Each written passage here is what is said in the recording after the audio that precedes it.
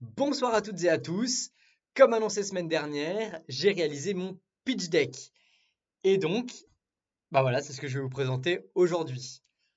Pour information, donc je développe FinLearn, une plateforme d'éducation financière pour les étudiants, et je réalise une vidéo par semaine pendant 6 mois. Et voilà, me voilà lancé.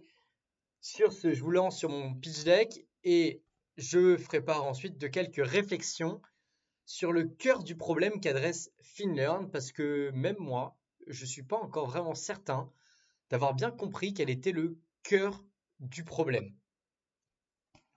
Sur ce, let's go avec le pitch deck. Wow. Ok. Bon, le cœur du message, c'est vraiment, je vais pas, le but c'est pas de pitcher là comme ça, mais le cœur du message, c'est vraiment de FinLearn, c'est on ne dit pas où aller, c'est on apprend à naviguer. Pourquoi? L'objectif, et c'est plutôt ma philosophie personnelle, de pas donner forcément des réponses, bien que parfois elles puissent être adaptées à la personne, mais vraiment de lui apprendre à parvenir à ses propres réponses. Ça, c'est le premier élément. Et le deuxième élément, c'est que en donnant des réponses, on donne des cas généraux la plupart du temps. Et donc, c'est le but, c'est que la personne adapte ces cas généraux à sa propre personne. Donc, l'objectif, c'est de lui faire comprendre comment elle adapte ses cas généraux à ses propres cas. Donc là, c'est plutôt la philosophie globale. Voilà, le but, c'est pas de dire, voilà, achète telle action, euh, mets tant d'argent de côté ou j'en sais rien. C'est pas ça le but. Le but, c'est que la personne soit autonome et prenne ses décisions toute seule, comme une grande. Bon, alors let's go. Donc, la fameuse slide que j'avais avant, avec deux mondes. Celui d'un côté de l'étudiant qui met son argent sur un livret A à 1,5% par an. J'ai modifié la slide. Et celui de Warren Buffett qui fait 22% par an depuis 60 ans. Et donc, en fait, la grosse différence entre ces deux mondes, c'est le manque, ou en tout cas la différence de connaissances financières.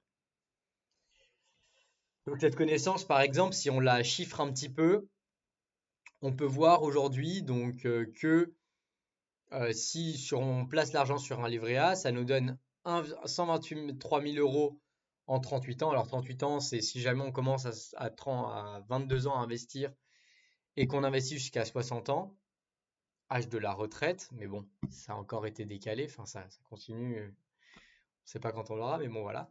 Bref, il faut bien faire des hypothèses. Donc si on investit 38 ans sur un livret A, ça nous fait 123 000 euros de capital si on investit 200 euros par mois, alors qu'on obtient 427 000 euros en investissant 200 euros par mois pendant 38 ans à 7% par an. Et donc, on voit quand même qu'il y a un énorme manque à gagner.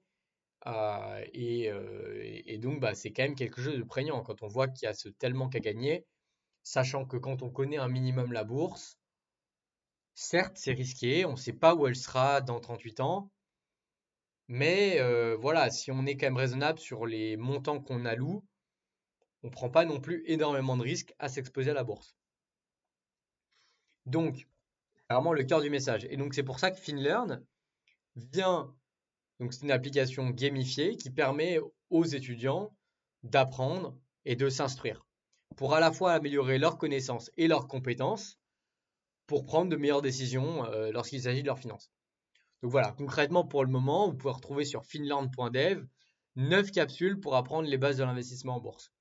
Et l'objectif après, c'est de développer différents parcours d'apprentissage qui sont guidés et qui vous permettent d'apprendre pas à pas sur différents sujets, de vous former et de développer aussi des compétences par des simulations et des petits jeux. Aujourd'hui, on a 463 membres dans notre communauté WhatsApp et 151 inscrits dans la plateforme. Donc ça veut dire qu'on arrive quand même à faire passer 33 personnes qui sont juste là sur un groupe WhatsApp, 33% des personnes à s'inscrire sur notre plateforme. Et on est actuellement en train de signer, comme je vous l'avais annoncé, le partenariat avec Saint-Gobain. Il faut juste en fait il y a un contrat donc la semaine dernière que j'ai réalisé, que j'ai écrit. Il n'était pas vraiment écrit dans des termes juridiques. Donc le but c'est que je le transforme en termes juridiques Et dans tous les cas, il faut aussi que j'attende que Conto fasse son travail et que la société soit créée. Et comme ça, il y aura signature. Le marché, quand même, est assez important. Alors, il y a d'un côté le marché étudiant, nos utilisateurs qui ne sont pas les clients, mais voilà, c'est quand même intéressant pour nos clients de voir qu'il y a ce marché-là en termes d'utilisateurs. Il y a 50 000 étudiants sur le plateau de Saclay, 500 000 étudiants de grandes écoles et 20 millions donc en France et 20 millions d'étudiants en Europe. Donc on voit quand même qu'on a un marché très large avec 2 millions, 2,9 millions d'étudiants en France. Sachant qu'une entreprise, alors on n'est pas sur le but c'est pas de faire des recrutements, mais une entreprise, elle est entre 5 et 8 000 euros de recrutement pour un junior. Et quand on leur pose la question, il y en a quand même 53% qui auraient envie de mettre plus dans leur marque employeur. Donc en fait, l'idée, c'est pas de leur dire, voilà, vous allez recruter des gens, c'est pas l'objectif. Par contre, leur but, c'est de leur montrer, voilà, vous pouvez avoir de la visibilité, vous pouvez vous faire connaître, vous pouvez montrer une belle image de vous en vous associant à Finlearn, qui a une mission que je juge noble, qui est en fait d'éduquer les étudiants euh, pour qu'ils gèrent mieux leur argent. Et pourquoi je m'intéresse aux étudiants? Ça, c'est un message plus une mission interne, c'est de me dire, de la même manière qu'il y a les intérêts composés en bourse, il y a aussi les intérêts composés quand il s'agit des décisions ou des connaissances. Si j'instruis quelqu'un qui a déjà 70 ans, il lui reste entre guillemets peu de temps à vivre devant elle par rapport à un étudiant qui a encore toute sa vie devant lui. Et donc c'est pour ça que je m'intéresse principalement aux étudiants. Ça ne veut pas dire plus tard, mon objectif c'est que la solution soit là pour tout le monde, mais il faut bien commencer par une cible parce qu'on ne parle pas de la même manière à un étudiant qu'à une personne qui travaille, qu'à un retraité. C'est pas le même support. Donc aujourd'hui, notre différenciation par rapport à de futurs concurrents, c'est le fait qu'on vraiment on ait un parcours qui soit guidé. Et dans un premier temps, je m'intéresse uniquement aux étudiants des grandes écoles. Ce qui permet en fait pour nos clients, c'est pas le cas de Saint-Gobain où ils sont vraiment intéressés par les étudiants de manière générale, mais pour un étudiant, pour un partenariat bancaire dont je vous parlerai juste après, ça peut être plus intéressant d'avoir des étudiants des grandes écoles. Donc, oui, parce qu'en fait, ce que j'ai marqué en dessous là, j'ai parlé avec la majorité des acteurs du marché, que ce soit des concurrents, de potentiels partenaires. Donc en fait, je connais quand même relativement bien mon marché. Et si vous connaissez des initiatives qui existent, n'hésitez pas à m'en faire part. Peut-être que je les connais déjà. Et si je les connais pas, je serai très heureux de les découvrir et d'aller les contacter. Et donc notre but, c'est justement de s'étendre d'école en école. Et il y a quand même un avantage à ça. Alors déjà, il y a une certaine légitimité, enfin légitimité ou du moins on est en tant qu'étudiant, les étudiants ont tendance à faire plus confiance à des étudiants. Et aussi, ce qui est intéressant, c'est que comme il y a un ancrage territorial, comme les étudiants sont regroupés au même endroit, ben, ils vont pouvoir en parler autour d'eux. Et on sait dans ces mouvements, enfin pas des mouvements de foule, mais que les informations se propagent mieux quand on atteint une masse critique. Et donc si j'atteins une masse critique à un endroit précis, l'information va se répandre d'elle-même. Donc c'est vraiment l'objectif. Et ça me permet d'avoir des coûts d'acquisition d'utilisateurs qui sont très faibles, voire nuls. Enfin, l'objectif c'est d'être nul, mais peut-être que je devrais faire des affiches, etc. Ou que je devrais améliorer ma communication. Voilà, un axe de développement. Et donc je devrais faire appel à quelqu'un pour m'aider.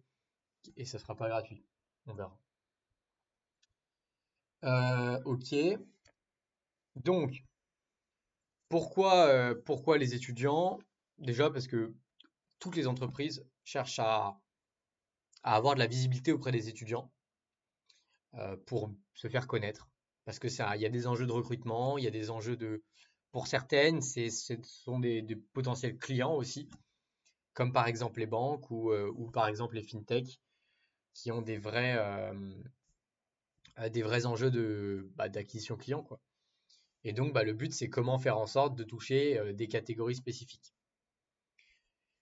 Et ça, il y a rien de mieux que Finland pour ça, parce qu'on permet de toucher une audience qui est qualifiée, on sait exactement ce qu'elle est, et on peut aussi avoir des résultats qui sont Mesurables, c'est sur ma caméra, des résultats mesurables, c'est-à-dire avoir, en fait, vraiment connaître qui sont venus, pourquoi, combien, etc. Et de vraiment pouvoir chiffrer l'avantage qu'ils ont eu à venir sur Finlearn.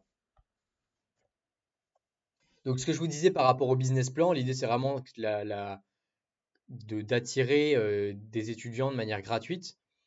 Attirer aussi parce que c'est une mission, comme je vous l'ai dit, le but c'est vraiment de leur redonner le pouvoir, de leur redonner espoir aussi pour certains. Et donc vraiment c'est une mission qui est importante pour moi et donc c'est pour ça que je veux absolument que la plateforme soit gratuite pour eux.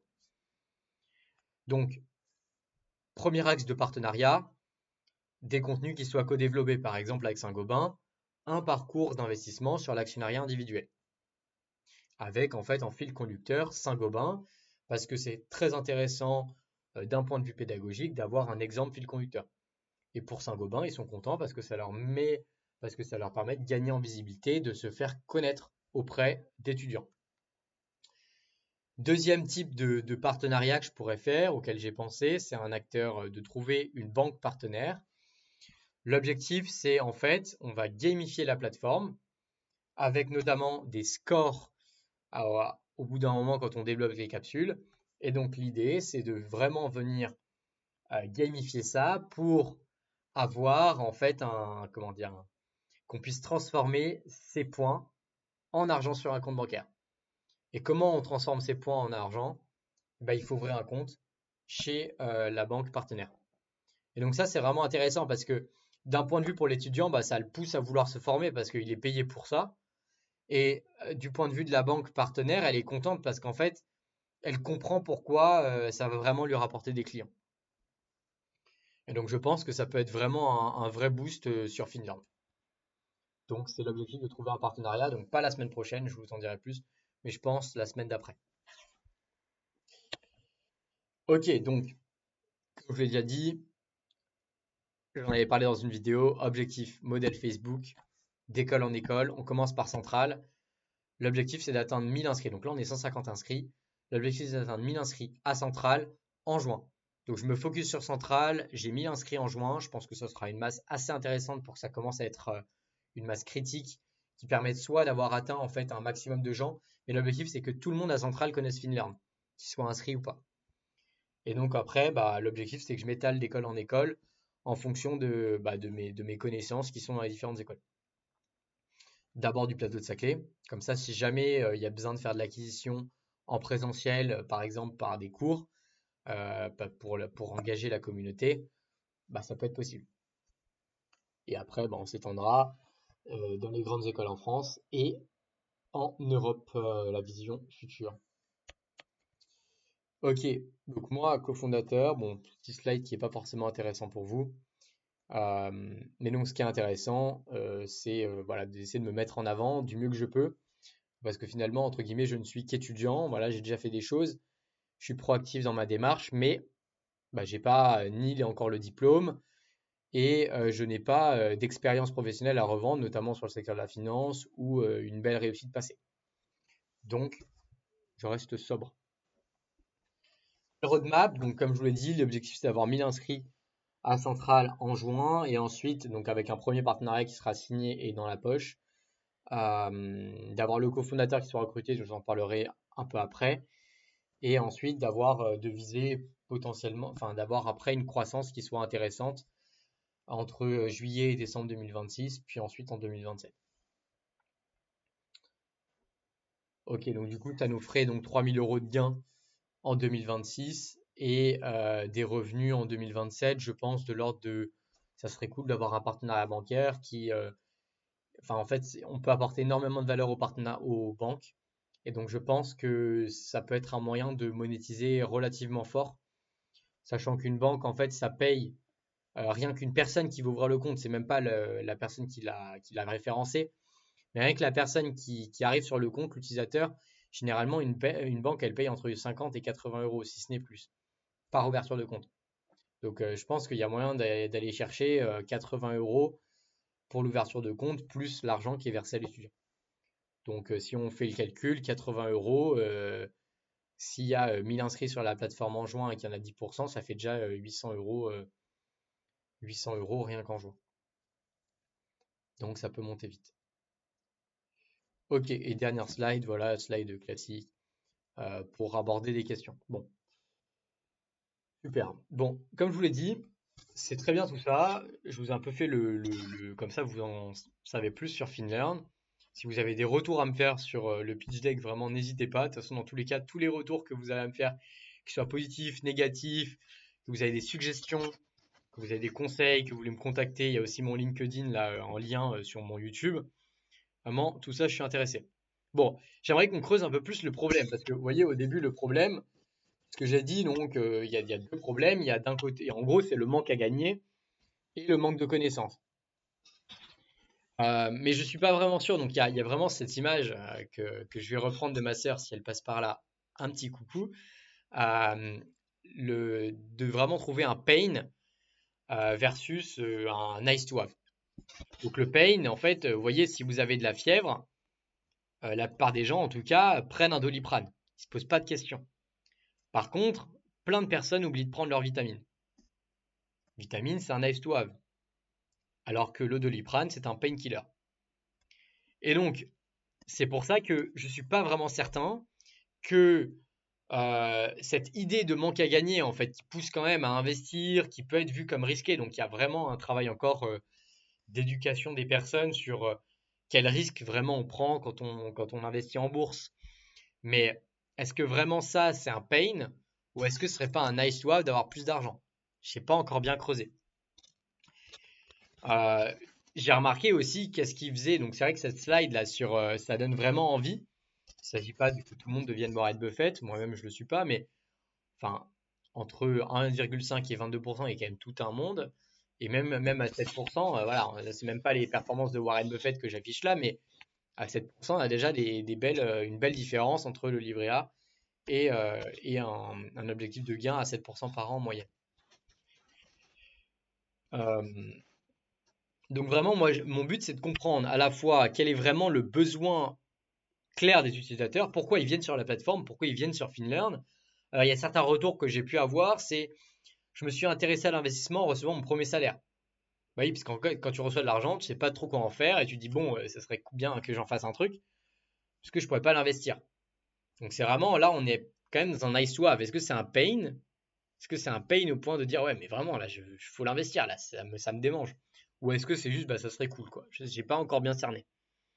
Il y a quand même certaines personnes après les cours et tout qui en présentiel qui ont ouvert leur PEA. Donc ça montre quand même que ça les pousse. Donc c'est quand même bien.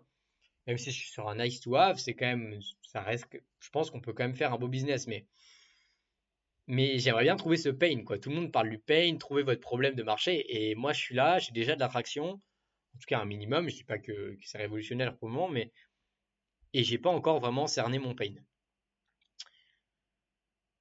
Donc les personnes ont un manque de connaissances, elles le reconnaissent, euh, elles veulent se former, donc mais en fait elles ont un manque de connaissances, elles veulent se former, mais enfin je veux dire, je prétends pas que, enfin sur YouTube il y a toutes les connaissances quasiment qu'il faut.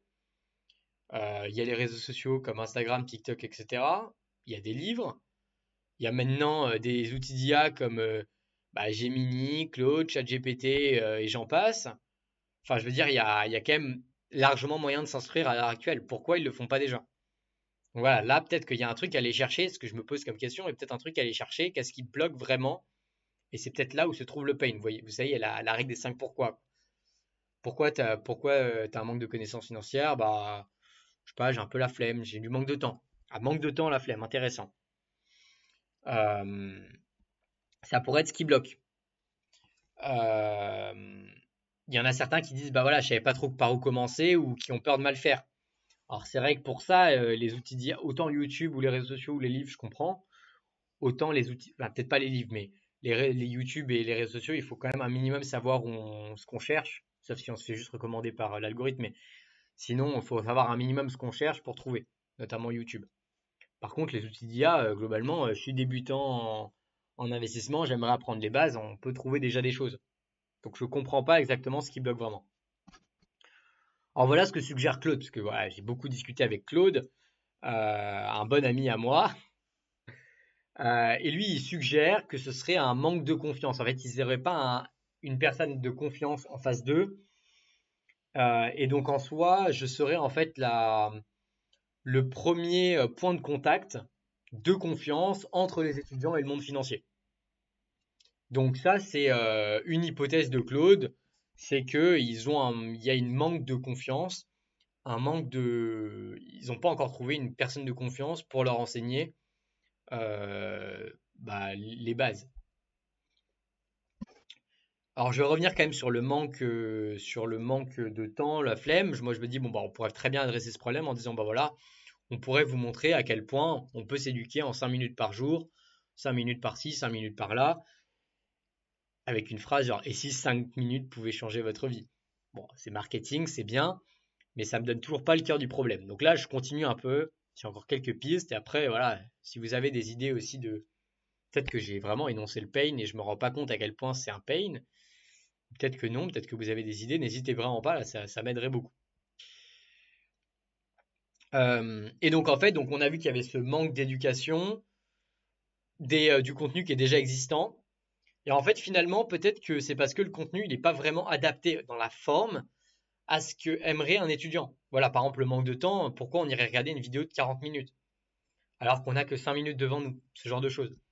Donc c'est vrai que de ce point de vue-là, une plateforme qui soit gamifiée et sous forme de micro-learning, ça peut être vraiment, vraiment adapté à ce problème-là, quoi. Finalement, il y a beaucoup de choses qu'on aimerait faire, qu'on ne fait pas, par flemme, par manque de temps. Est-ce que vraiment c'est un pain? Bah, si c'était vraiment un pain, j'imagine qu'on aurait sauté les obstacles. En tout cas, c'est l'hypothèse que je fais. Mais en fait, on voit quand même qu'il y a beaucoup de fois où ben il y a des choses qu'on n'a pas, enfin qu'on veut faire, qu'on ne fait pas, et en fait, bah, il suffit d'avoir un truc qui nous aide à passer le gap, à passer le pont, et après on s'y met quoi. Parce que c'est vrai que dans le sondage que j'avais fait, il y avait quand même 408 réponses, et 70% des personnes disaient que s'instruire maintenant pour améliorer leur connaissance financière était un bon investissement de leur temps. Et il y en avait 10% qui disaient oui, mais plus tard. Donc pas maintenant, mais plus tard. Donc quand même 70% maintenant et 10% plus tard. Il n'y en a que 20% qui disaient non. Donc le but, c'est de trouver le bon format. Mais même avec tout ça, ça m'aiguille un peu, mais j'ai pas encore trouvé vraiment le pain. Par exemple, si je devais bien l'exprimer dans une slide de pitch deck, je ne sais pas quel est mon pain. Tout ce que je sais, c'est que cette slide, elle pousse à investir. Elle pousse à se dire, ah purée, mais ça peut être cool, genre je peux gagner de l'argent, mais c'est plus ce truc de finalement des émotions, de se dire, vas-y, je vais pouvoir gagner plein d'argent, et c'est ce fantasme-là, plutôt que vraiment un. Alors, est-ce que c'est un pain? Est-ce que les émotions des êtres humains sont des pains? Je sais pas. Voilà. Bon, pour le pitch et le problème, je vais m'arrêter là et je vais pas faire beaucoup plus long. Voilà, si vous avez vraiment des idées, des points qui vous semblent intéressants dans le problème, vraiment, enfin, ça m'aiderait beaucoup. Voilà, donc ensuite, 2 points. Je vous avais parlé de la recherche du cofondateur. Il se trouve que j'avais rendez-vous hier avec 3 d'entre eux. Il n'y en a qu'un seul qui s'est pointé et les 2 autres, pas de nouvelles. Donc, on verra ce que ça donne. J'aimerais bien avoir un benchmark qui me permette d'évaluer le premier à la hauteur de ce que d'autres ont pu faire. Ce qui pourrait me permettre de savoir si ce qu'il a fait était vraiment bien, même si je suis assez satisfait de ce qu'il a fait, ou si c'était voilà, c'était bien mais sans plus quoi. Moi je trouvais que c'était vraiment vraiment cool, mais bon, peut-être qu'en fait ce qu'il a fait c'est juste bien. J'en sais rien. Donc ça c'est le premier point. Donc voilà, je suis en train de relancer les deux pour voir si en fait il n'y avait pas eu un problème sur l'horaire et qu'on reporte. Ça me permettrait, si j'en ai au moins un des deux, ça me permettrait d'avoir un benchmark. Et ensuite, qu'est-ce que je vais faire la semaine prochaine? Mon objectif principal. Je vais arrêter de me faire des listes à rallonge. Si j'ai bien au moins un objectif dont j'ai envie de vous faire part la semaine prochaine, c'est à quel point j'ai travaillé le contenu. Alors c'est vrai que d'un certain point de vue, pour l'instant, j'ai eu aucun reproche qui m'a été fait sur le contenu. C'est aussi parce que les étudiants ne connaissent pas le contenu qui serait adapté pour eux, sur le fond en tout cas. Et donc, mon objectif, c'est vraiment de le travailler pour faire en sorte qu'il apporte un maximum de valeur et qu'il soit vraiment cohérent et important, quoi. Qu'on aborde les bons aspects. Donc ça, c'est vraiment le point principal que j'aimerais énoncer semaine prochaine. Et je vois que ça fait déjà 25 minutes que je parle à vous parler de mon pitch deck, de mon problème et de ce que je vais faire la semaine prochaine. En tout cas, j'espère que si vous avez suivi jusque-là, merci beaucoup. Vraiment, mettez-moi vos retours parce que vraiment là, je suis perdu pour le problème notamment. Et si vous avez des retours sur le pitch deck, notamment les couleurs, je sais pas trop si c'est bien ou pas. J'avais entendu dire que le orange c'était bof. Donc à voir. Il faudra peut-être que je transitionne sur les couleurs plus bleues. Enfin voilà. Si vous avez des suggestions, n'hésitez pas. Et sur ce, je vous souhaite une très bonne soirée, une très bonne journée. Peace out.